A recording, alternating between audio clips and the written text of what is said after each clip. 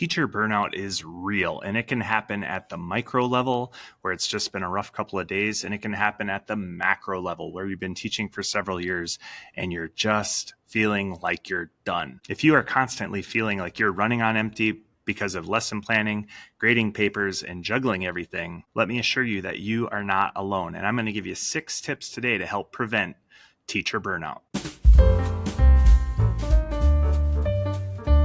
First, let's talk about what teacher burnout actually is. So if you're feeling mentally, emotionally, or physically exhausted, you could be experiencing teacher burnout. You may feel drained, you may wake up tired, you may dread going to work. That enthusiasm and creativity that you used to have at the beginning of the year might be gone. You may also have physical symptoms such as fatigue, loss of interest in doing things, and even frequent illness. And teacher burnout happens because we have such a high demand, not for ourselves, but we have a classroom full of kids that are demanding of our time, our attention, and our decision making. Combine that with a lack of support, either in the classroom or at home, and difficulty balancing your personal and professional life, you could be experiencing teacher burnout. I'm John Van Dusen. I am a teacher, coach, and I'm also a soldier in the U.S. Army Reserve, where I serve as an instructor for the Command and General Staff College.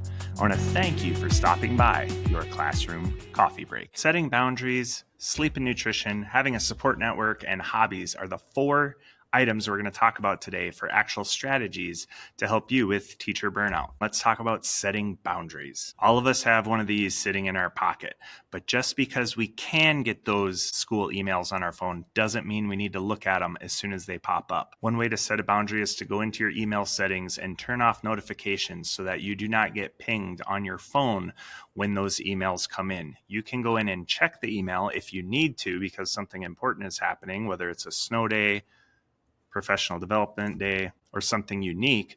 But once you get home, you can turn off those notifications so you are at home instead of at work while sitting at home. Another way of setting a boundary is keeping work at work and keeping home at home. I know a ton of teachers that bring papers home to grade. And if that's something that you find yourself doing, I've got another video for you to watch about how to maximize your prep time. But if at all possible, if you can find a way to get your work done at work, whether that's before school, during your prep time, during your lunch, or perhaps staying after school for a few minutes, if any of those options are available to you and it prevents you from taking work from your desk to your kitchen table so that you can be where your boots are.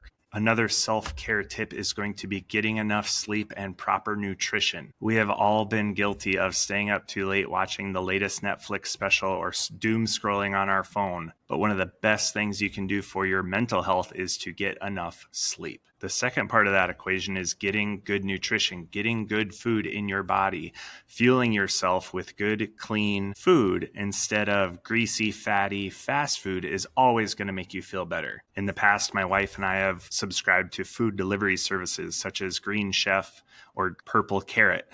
So it's very easy to cook at home in the evening and have good quality food instead of just throwing a frozen pizza in. Another way to help with proper nutrition is to use the weekend as a meal prep time and make those meals ahead of time so that at lunch, you're not grabbing a candy bar or getting in line with the kids to get a school lunch. You have good, healthy food to fuel your body and get you through the rest of the day. And the last point I'll make about nutrition is get enough water. I know that's a delicate balance for teachers between water intake and the ability to use the bathroom, but trust me, you will feel better if you start your day with a big glass of water, if you have a big glass of water with lunch, and if you choose water over that extra cup of coffee, totally guilty of that, or that soda pop. The third tip I have for you to prevent burnout is to have that support network. Now, I am blessed here at Kingsford. I have an amazing 8th grade teaching team.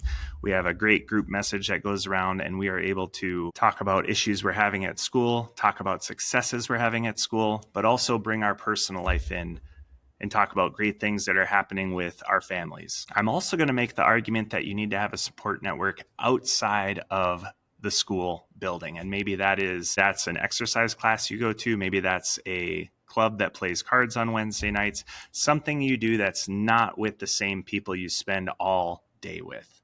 But having that support network is vital for you to take care of yourself. Last, but certainly not least, is make time for hobbies. Maybe it's something you do by yourself. Maybe it's something you do with your family. Maybe it's something you do with that social network that you have outside of the school building. I have another video where I talk about teacher burnout, and I talk about when you do something where you don't have to make decisions. Because as teachers, we are making hundreds of decisions an hour.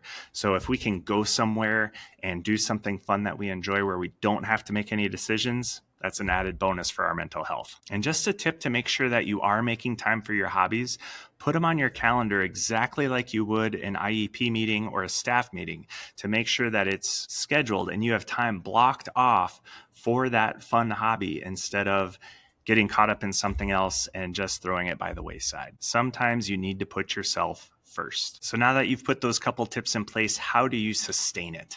You see this all the time at the beginning of the year with New Year's resolutions where somebody will say they're going to work out every single day, and they do very well for the first week, maybe even 2 weeks. But after the first month, most people stop doing it, whatever it was they said they were going to do. A couple ways to prevent that is, first off, whatever it is you're going to do, whether that's setting those boundaries or prioritizing sleep and nutrition, find somebody else that will do it with you so that you have some accountability. That accountability can be in person when you see each other in the hallway, or it can be a simple text every day. Hey, I did my devotional today. Did you? Just so that you have somebody else going through that journey with you. Another way we already mentioned is put it on the calendar, whatever it is that you're going to do. Make sure that you schedule it just like you would schedule something that you do for work.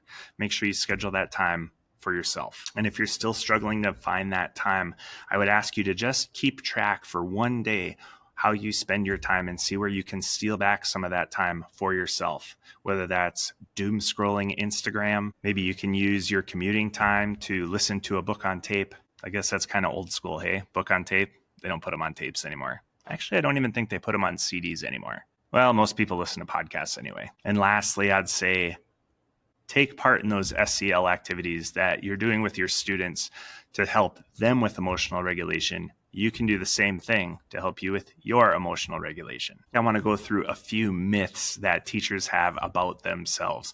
And the first one is, if I work harder, I'll feel better about myself.